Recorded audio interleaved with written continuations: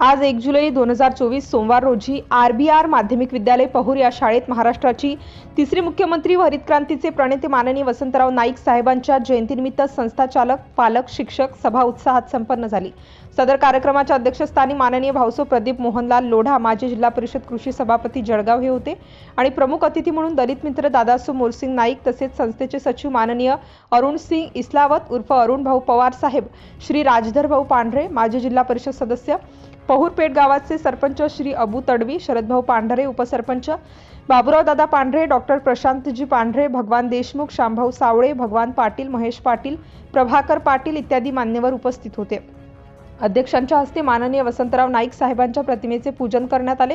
स्वागत गीताने उपस्थित मान्यवरांचे स्वागत इयत्ता 8वीच्या विद्यार्थ्यांनी केले। तसेच सर्व मान्यवरांचा आणि पहुरपेठ गावाच्या सर्व नवनिर्वाचित ग्रामपंचायत सदस्यांचा सत्कार विद्यालयाचे मुख्याध्यापक श्री सुधीर महाजन सर आणि अजय पाटील, नितीन पवार, वानखेडे मॅडम यांच्या हस्ते करण्यात आला।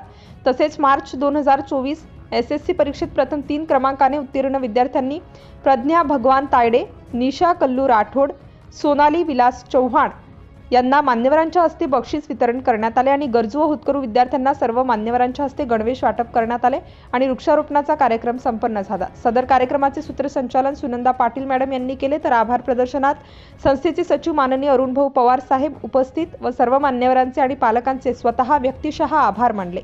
सदर कार्यक्रमाच्या यशस्वीतेसाठी सर्व शिक्षक, शिक्षकेतर कर्मचारी यांनी प्रयत्न केले। सिटी इंडिया न्यूजसाठी प्रतिनिधी विठ्ठल चव्हाण।